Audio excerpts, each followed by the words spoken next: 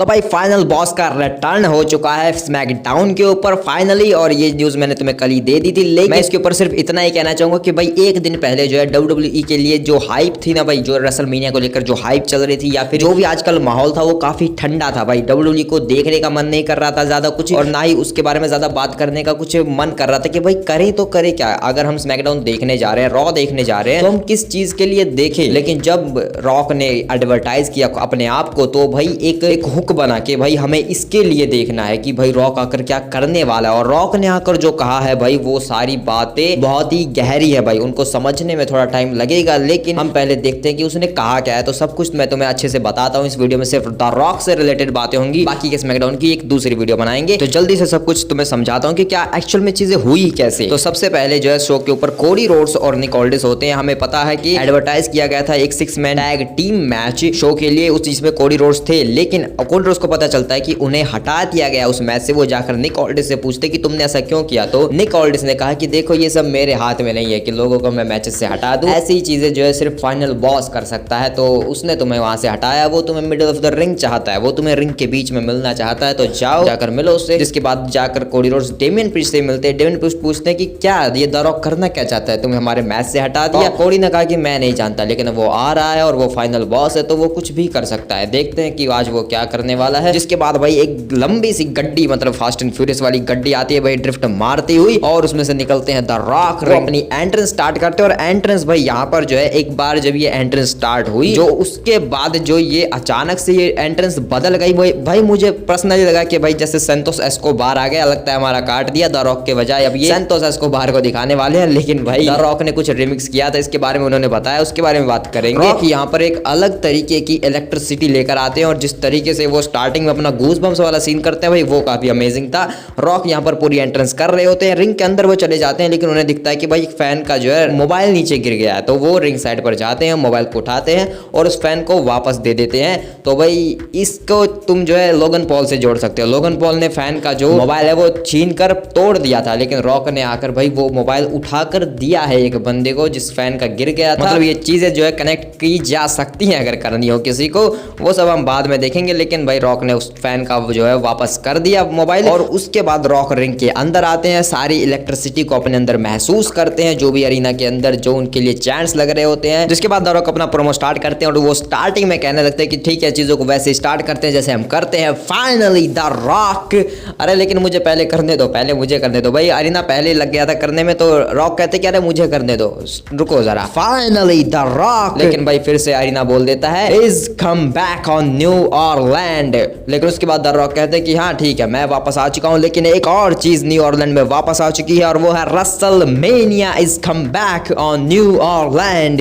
ठीक है, इस चीज को ऑफिशियल करते हैं। तो द रॉक यहाँ पर ऑफिशियल करते हैं कि रेसलमेनिया 42 होने वाली है न्यू ऑरलैंड से 11 और 12 अप्रैल को, यानी कि हमारे यहाँ पे 12 और 13 अप्रैल को होगी 2026 में रेसलमेनिया 42, जिसके जो वेन्यू है और जो लोगो है वो रिवील हो जाता है। यहाँ पर ये लोगो जो है काफी फैमिलियर लग रहा है भाई। लास्ट टाइम हम जो है पहले भी ऐसा जो है लोगो देख चुके हैं रेसलमेनिया ऑरलैंड में, जब लास्ट टाइम आई थी, तो वो रेसलमेनिया भाई मुझे काफी बढ़िया लगती है। वैसे भले ये लोगों को घटिया लगती है, लेकिन मुझे पसंद है भाई। यहाँ पर ये चीज तो रिवील हो जाती है। जिसके बाद रॉक जो है ऑडियंस की काफी तारीफ करता है, उनके साथ एक गाना गाने लगता है, डुएट गाना। लेकिन रॉक कहता है कि तुम चुप करो, मैं फाइनल बॉस हूं तो मैं गाना गाऊंगा पहले, तुम लोग ऐसे बेइज्जती नहीं कर सकते, मुझे गाने दो। तो द रॉक गाते हैं, उसके साथ साथ फिर से फैंस गाने लगते हैं। तो रॉक कहते हैं कि अच्छा ठीक है तुम लोग भी गा लो, अच्छी बात है, तुम लोग को द रॉक के साथ गाने का मौका मिल गया, तुम लोग खुशकिस्मत हो, अपनी तुम्हारी औकात बढ़ गई। तो भाई द रॉक बेइज्जती भी कर रहे हैं, तारीफ भी कर रहे हैं। मतलब द रॉक को खुद ही नहीं पता कि भाई वो करना क्या चाहते हैं, वो उन्हें बेइज्जती करनी है या फिर इनकी तारीफ करनी है।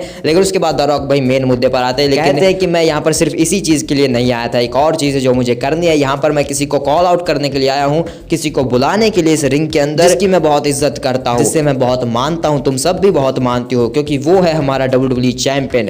तो कोडी रोड्स जल्दी बाहर आ जाओ। कोडी रोड्स भाई अपनी पूरी एंट्रेंस करते हैं, रिंग के अंदर आते हैं। द रॉक फिर से भाई उसके गले लग जाते हैं। मैं कहा भाई ये क्या कर रहे हो, लेकिन उसके बाद द रॉक अपने रंग रूप दिखाने स्टार्ट करते हैं। द रॉक कहते हैं कि कोडी तुम बहुत अच्छे चैंपियन हो, तुम बहुत बढ़िया चैंपियन हो। मैं तुम सबको बताना चाहता हूँ हम जो है काफी अच्छे दोस्त बन चुके हैं रेसलमेनिया 40 के बाद। तुमने देखा था रेसलमेनिया में हमारे साथ क्या कुछ हुआ था, हम किस तरीके से लड़ रहे थे, तुमने मुझे थप्पड़ भी मारा था, तुम जो है और द रॉक को थप्पड़ मारने के बाद कोई इस तरीके से खड़ा हो यहाँ पर ऐसा बहुत ही कम होता है, क्योंकि तुम स्पेशल हो, तुम मेरे लिए स्पेशल हो, तुम बेहतर हो, तुमने मेरी नज़रों में अपनी रिस्पेक्ट बढ़ाई है। जिस तरीके से मैंने तुम्हें देखा है, तुम एक बहुत अच्छा काम कर रहे हो। तो भाई सीधे से मुद्दे की बात पर आते हैं। द रॉक इतनी बातें घुमाते हैं, मैं कह रहा था कि भाई जल्दी पॉइंट पर आता हूँ। भाई मैं पॉइंट पर आता हूँ। द रॉक तो ऐसे ही भाई तारीफों के पुल बांध देता है, अपनी पूरी कहानी सुनाता है कि देखो उसके बाद जो है हम जो है काफ़ी अच्छे दोस्त बन चुके हैं, और हमारी माता है वो भी काफ़ी अच्छी दोस्त बन चुकी है। वो देखो रॉक की माता और कोडी की माता, मामा रोड्स और मामा रॉक एक साथ है एक फोटो में। वाओ। तो भाई ये सब तो सही था, लेकिन भाई ये कोडी रोड्स जो है बार बार रोने की जैसी एक्टिंग क्यों कर रहा था, जैसे कि भाई रोने ही वाला है अभी। मतलब ऐसा तो द रॉक ने अभी तक कुछ कहा भी नहीं है, लगता है भाई पहले ही समझ चुका है कि कुछ बैंड बजाने वाला है। तो यहाँ पर द रॉक फिर भाई धीरे धीरे अपनी लेयर्स खोलते हैं और वो ये कहते हैं कि तुम जानते हो ना कि मैं फाइनल बॉस हूँ, मैं TKO का ग्रुप का जो है director of board of director में आता हूँ, जिसका मतलब है कि मेरे पास बहुत ताकत है। वहाँ का जो TKO का बंदा है, TKO जो है WWE को ऑन करता है, TKO के अंदर WWE आता है, और TKO का जो मालिक है वो मेरा अच्छा। उसने मुझसे पूछा कि तुम्हें कैसा लगता है, तुम WWE को ऑन करते हो? तो रॉक, मैंने कहा कि मैं WWE को नहीं ऑन करता हूँ, लेकिन मैं चलाता हूँ WWE को, मेरे पास सबसे ज्यादा ताकत है। उस मालिक ने कहा, भाई उस मालिक का नाम बड़ा अजीब सा इसलिए मैं नहीं ले रहा हूँ। उसने द रॉक कहा था कि तुम जो है, मैं WWE के बारे में कुछ नहीं जानता हूँ, तुम ही जानते हो सब कुछ, तो तुम ही संभालो उसका। इसीलिए भाई द रॉक आज जो है WWE को संभाल रहा है, वरना ट्रिपल एच ने शायद सत्यानाश कर दिया था। जैसा अगर सोचा जाए, अगर ठीक है से हम उन सब चीज़ों पे नहीं जाते हैं, द रॉक पे आते हैं।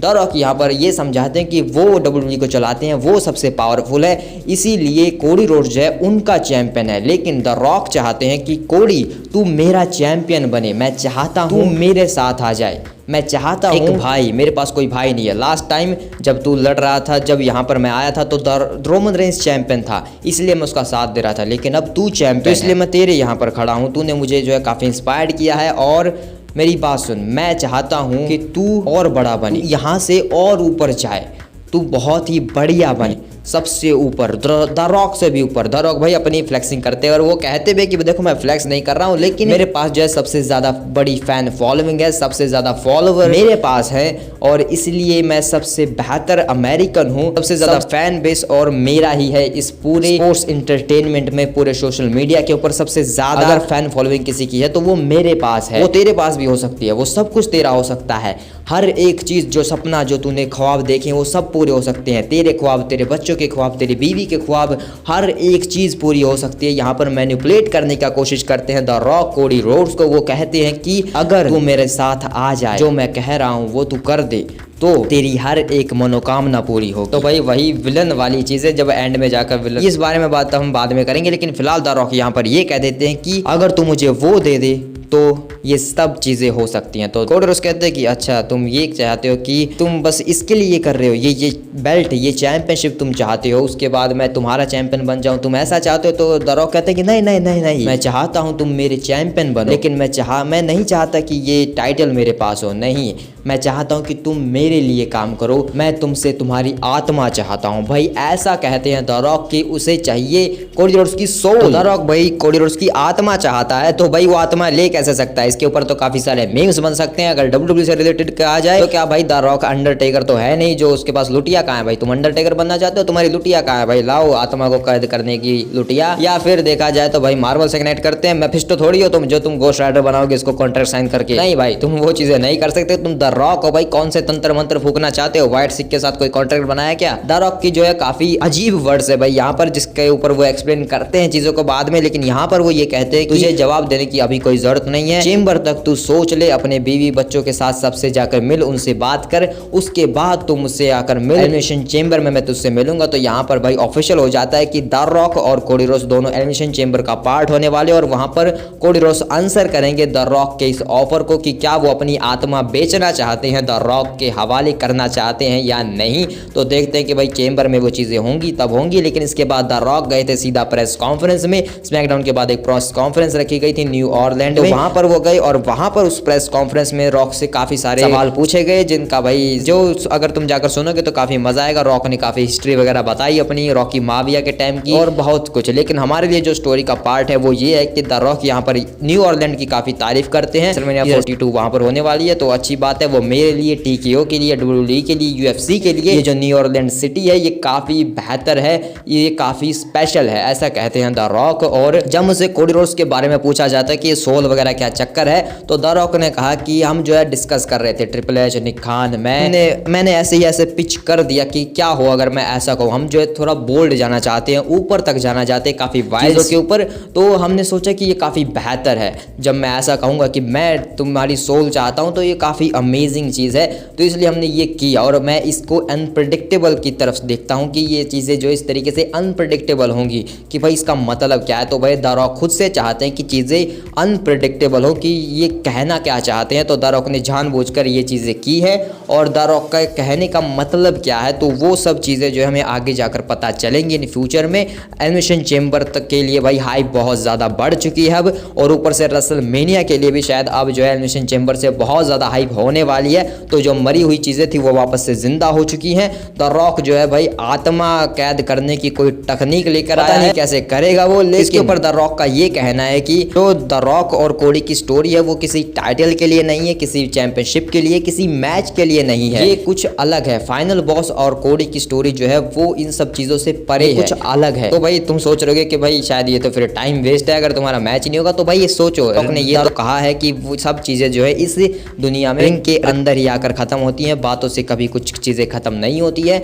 सब कुछ जो है रिंग के अंदर ही सॉल्ट आउट होता है। और ऑफ कोर्स नॉट भाई, the rock versus Cody Rhodes जब तक नहीं होगा हम जो है रोमन वर्सेस रॉक तक नहीं पहुंच सकते। तो इसलिए द रॉक जो है जल्दी से जल्दी कोडी वर्सेस रॉक करवाना चाहेंगे। तो भाई इसके ऊपर मेरा टेक यही है कि Cody Rhodes of course not मना करने वाला है, जिससे द रॉक नाराज हो जाएंगे। उसके बाद ऐसे ही वैसे करके किसी न किसी तरीके से रेसलमेनिया 42 या फिर 41, भाई 42 तो बहुत दूर हो जाएगी, 41 में ही रॉक वर्सेस कोडी का मैच हो सकता है। और ये काफी मैच करेगा भाई। सोचो लास वेगस ही वो जगह है जहां पर द रॉक का फाइनल बॉस वाला टर्न हुआ था, क्योंकि लोगों ने बू की थी द रॉक को कोडी रोड्स की वजह से, क्योंकि कोडी को अपना वी वांट कोडी वाली चीजें स्टार्ट हुई थी यहीं से, लास वेगस से। तो लास वेगस में ही आकर ये चीजें खत्म होंगी।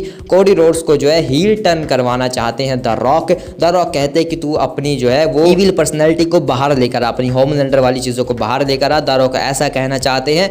तो भाई द रॉक वही करना चाहते हैं जो फैंस चाहते हैं। फैंस चाहते हैं कि कोडी रोड्स जो है हील टर्न करे, तो द रॉक बस वही करवाने आया है भाई। तो अच्छी बात है भाई, the rock the Cody Rhodes का हील टर्न करवा के ही जाएगा इस बार। तो काफी मजा आएगा। तुम्हारे क्या थॉट्स हैं इन सब चीजों के ऊपर मुझे कमेंट में बताओ। और उन्होंने अपने जो रीमिक्स जो उनका वर्जन था भाई, उन्होंने एंट्रेंस की थी, तो जो उनका थीम सॉन्ग बजा था भाई अजीब सा वो, तो उसके बारे में उन्होंने बताया कि भाई वो न्यू ऑरलैंड का ही है, वो जो है काफी बेहतरीन हिप हॉप सिटी है न्यू ऑरलैंड। इनको गाने वाने जो है रैपिंग वगैरह बहुत पसंद है, तो मैंने इनको ऐसे स्पेशल गिफ्ट देने के लिए वो रिमिक्स कर दिया था अपने सॉन्ग में। तो उन्होंने अपनी थीम सॉन्ग के अंदर जो है वो उस चीज़ को ऐड कर दिया था ताकि वो एक गिफ्ट दे सके यहाँ पर न्यू ऑरलैंड सिटी को, इन लोगों को।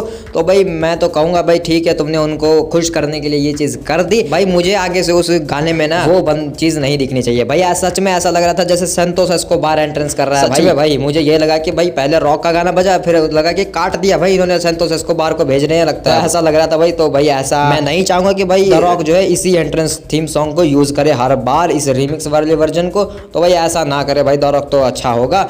वरना तो भाई हम क्या ही कह सकते हैं, फाइनल बॉस है, जो चाहे वो कर सकते हैं। लेकिन भाई सच में बहुत बेकार लगा भाई मुझे। तो तुम्हारे क्या थॉट्स हैं मुझे कमेंट में बता सकते हो उसके बारे में। इसके ऊपर जो है अब और भी ज्यादा बातें होने वाली है, कुछ सेपरेट वीडियोस आने वाली है चैनल के ऊपर, तुम जानते हो उसके लिए तुम्हें क्या करना है। स्टे ट्यून्ड, मिलते हैं किसी और वीडियो में, तब तक के लिए बाय बाय।